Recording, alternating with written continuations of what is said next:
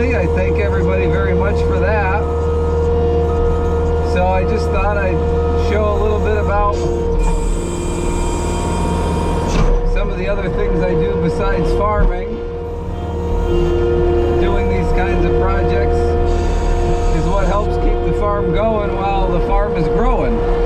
So, like Farm All Fanatic says, let's go, let's grow. We need some money for that. So, being first generation, and we don't have a huge farm by any means, but we're trying to build it. So,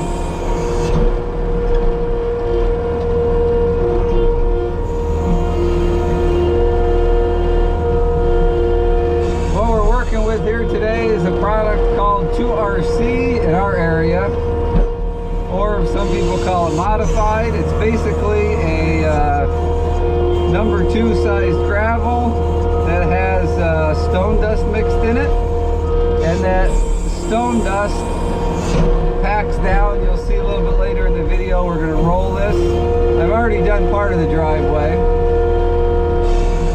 We're going to roll this and get it packed down, and then it'll get some rain on it, and it'll really pack in. It gets like concrete after. So this gentleman here that I'm working this job, they have had a driveway put in when they built this house, and a lot of guys up here, not me, I don't, but a lot of guys up here, to save money when they get hired to do projects, excavating, installing driveways, stuff like that, they use red shale on the driveway. You know, it's kind of cheap. It's a pretty good base, but it's not what you want as a top coat. It's dusty and messy. So that's what we're doing here today, is covering up the red shale with some of this nicer stone here. We are on triaxle load number 3, and there's one more coming yet for this job. So there's roughly, it varies a little bit, but it's usually pretty close, about 23 ton on a triaxle load. So what will that be? 80, somebody help me with my math here today. I've been bouncing around too much.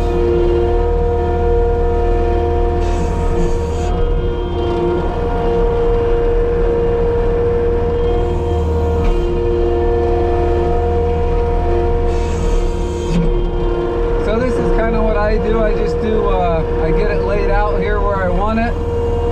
It's easier to use the skid steer or, you know, the tractor, and just kind of keep working it out.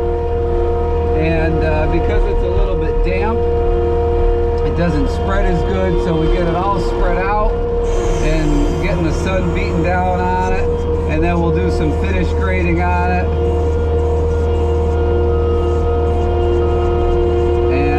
Touch up any spots that need to be touched up, and then I usually go through on the edge. It drives me nuts to have crooked edges, so I will go through just with the rake and the shovel and just touch up the edges, make sure they're straight, so everything looks nice and clean.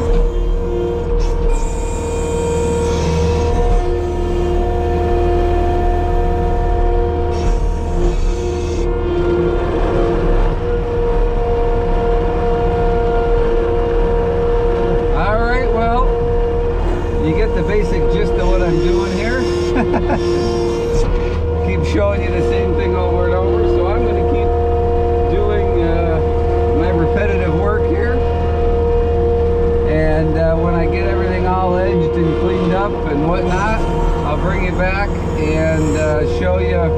I don't even know if what you're seeing right now. I don't know if the boom's in the way as I'm dumping this. I hope not, but I don't have any other place to put the camera in here.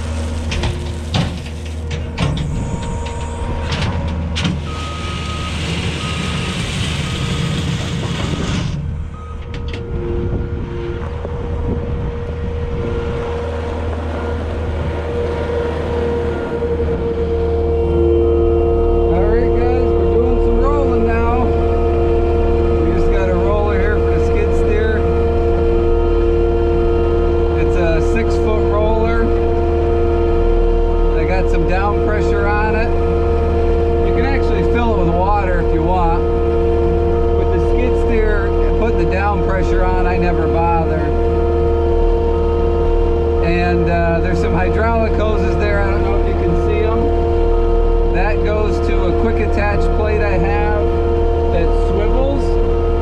So if I wanted to put that on the bucket, I could.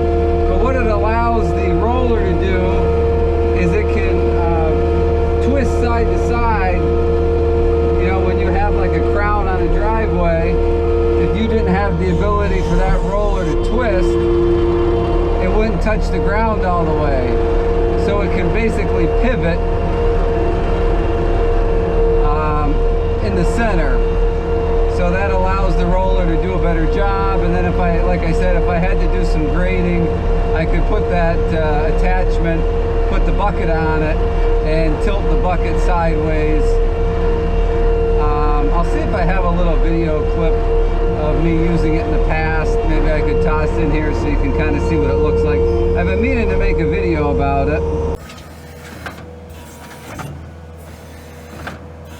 The attachment, and just haven't had time.